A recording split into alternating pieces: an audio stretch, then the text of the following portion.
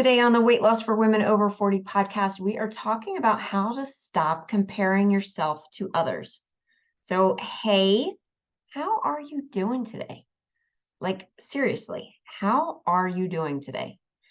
This question becomes kind of like a habit right after, hi, but do you really want to know how they actually are doing? I was just at a networking event the other day and I was talking to a woman who I hadn't seen in a while, and I asked her how she was doing.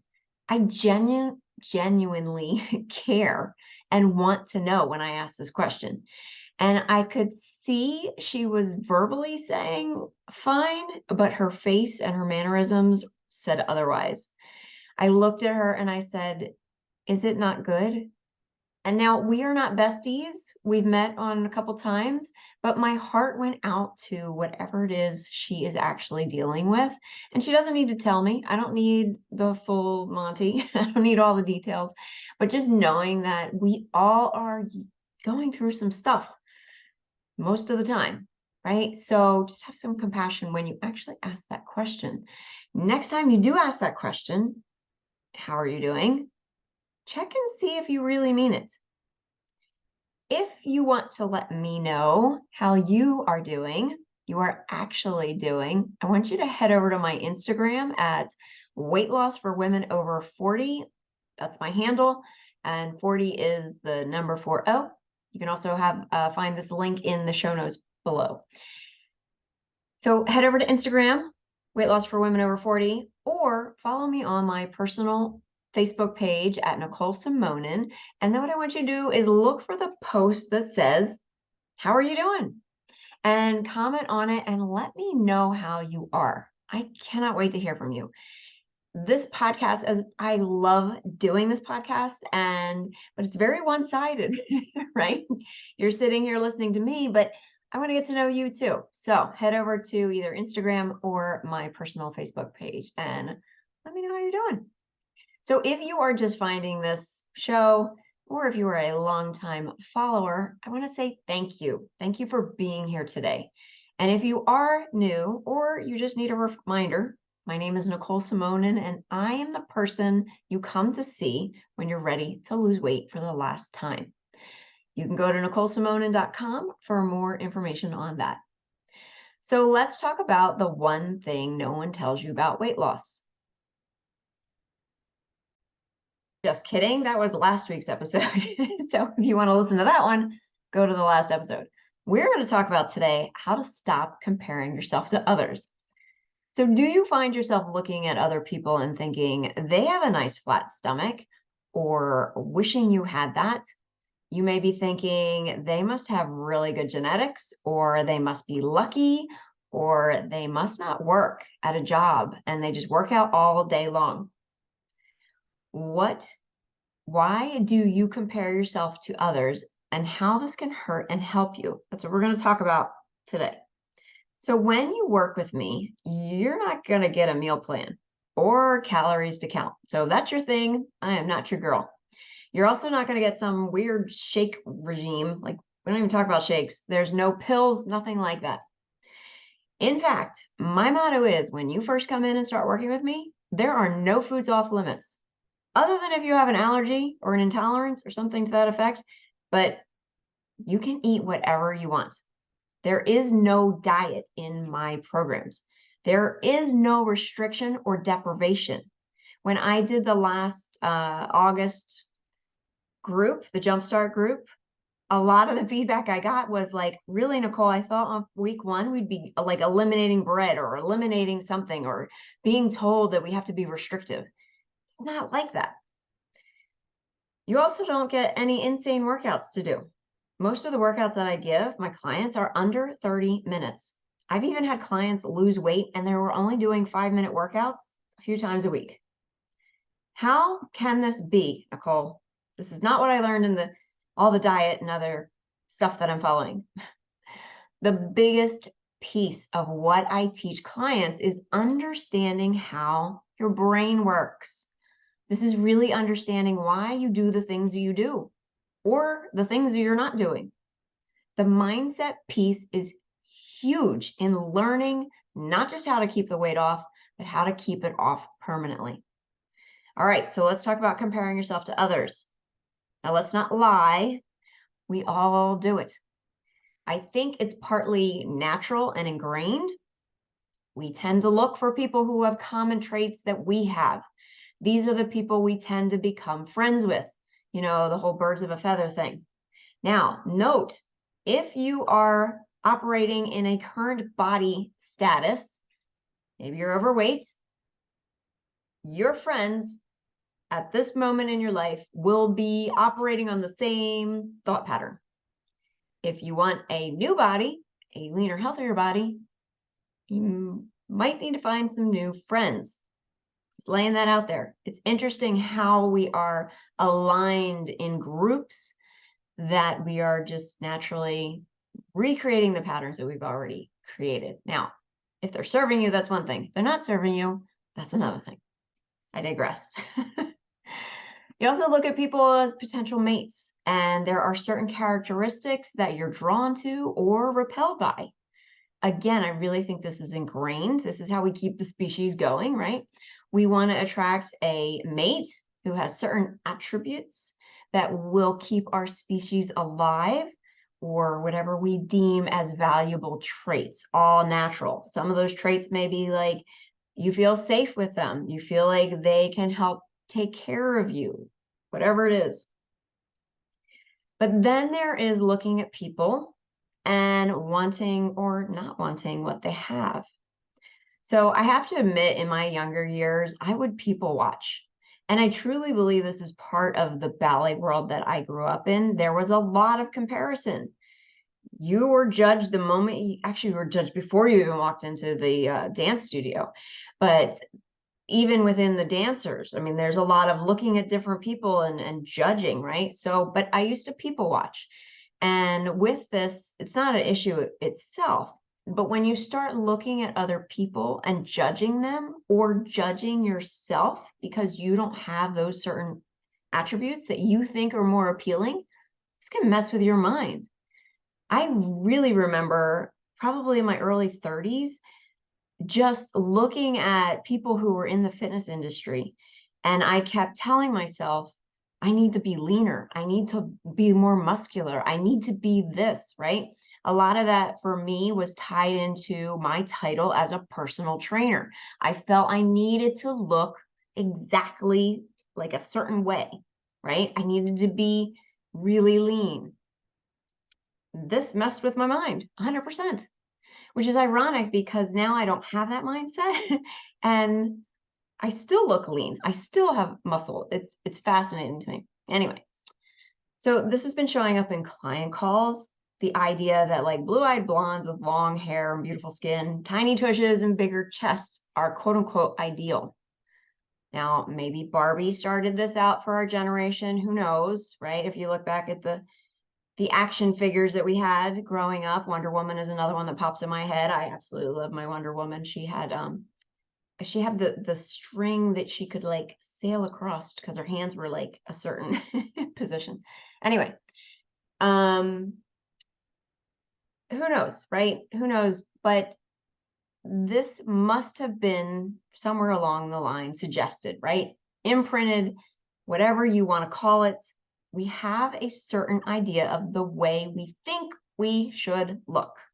Now, if you look back in history at models, actresses, magazines, TVs, the Renaissance era, right, you will notice a wide range of what is considered ideal.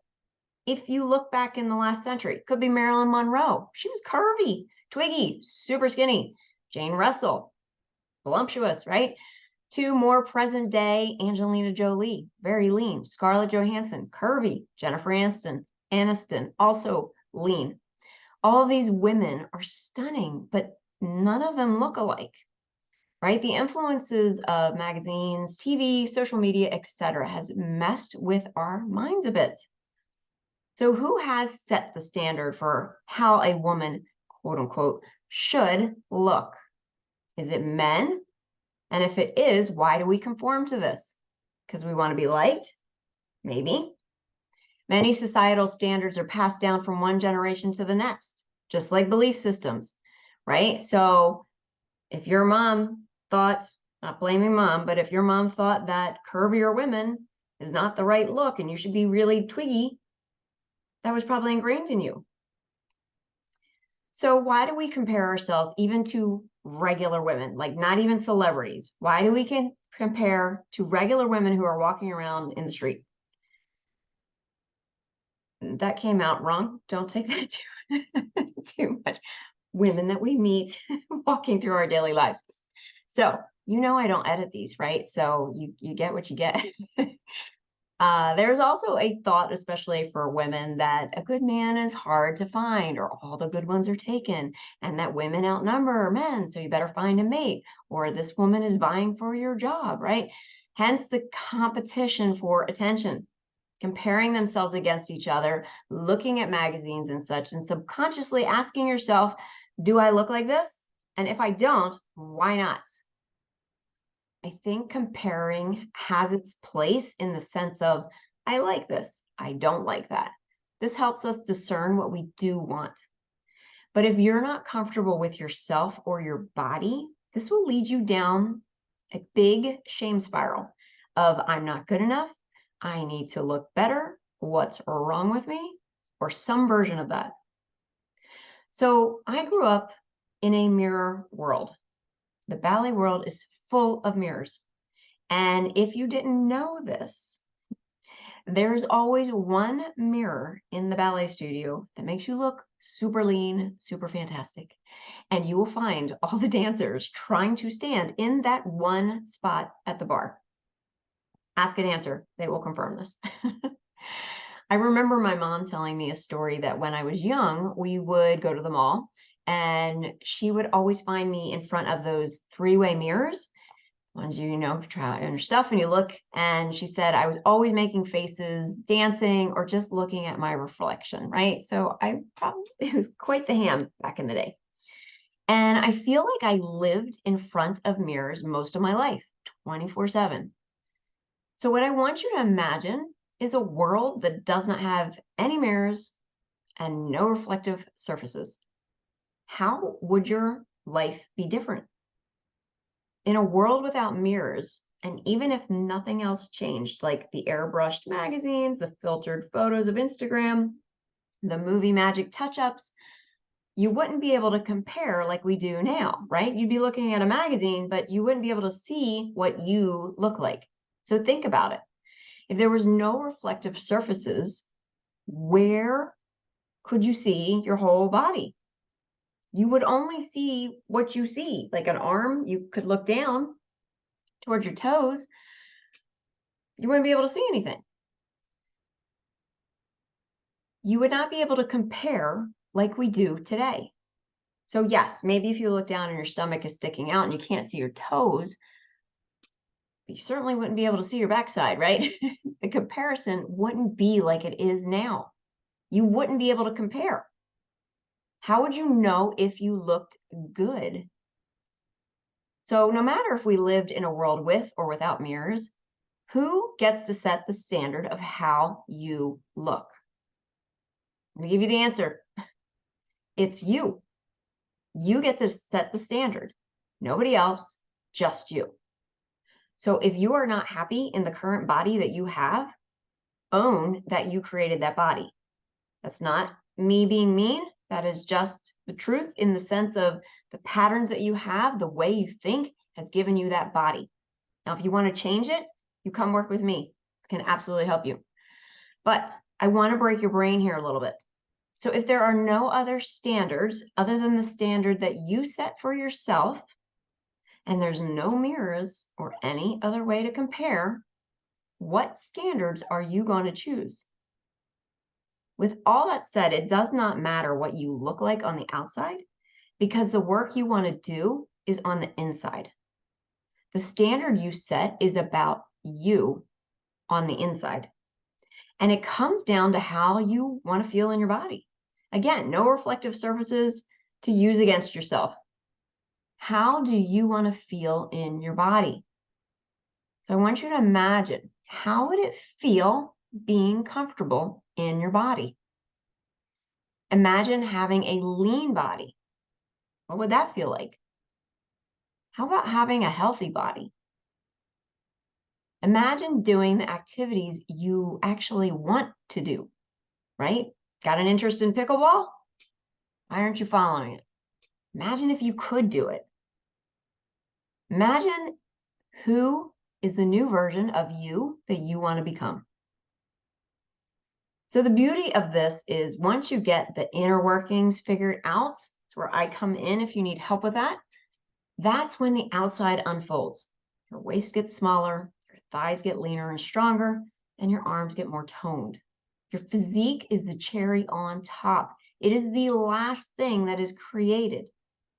The inner part comes first, then the outer part shines through. So if you want help putting all this together, go schedule your call at NicoleSimonin.com/call, and let's get started today on creating the standard that you set for yourself, the new version of you that you are proud of and lit up about. You deserve to be lit up about you, and you deserve to live in a lean, healthy body. If you're ready to commit to losing the weight for the last time, go book your call right now at NicoleSimonin.com/call. Remember to hit that follow button wherever you are listening to this episode, and stay tuned for next week's episode on negotiating in weight loss on the Weight Loss for Women Over 40 podcast. So for you guys who have stayed all the way to the end of this podcast, I want to applaud you. Most people don't listen to the end of everything. So I'm glad you stayed to the very end. I want you to know that my free ebook is out. And if you want to know the 5 reasons why you aren't losing weight, you're going to want to go to NicoleSimonin.com, scroll to the bottom, and fill out the form right there. And you're going to get instant access to my free ebook, 5 reasons why you aren't losing weight. All right, that's it. There's nothing else after this. So I will talk to you soon.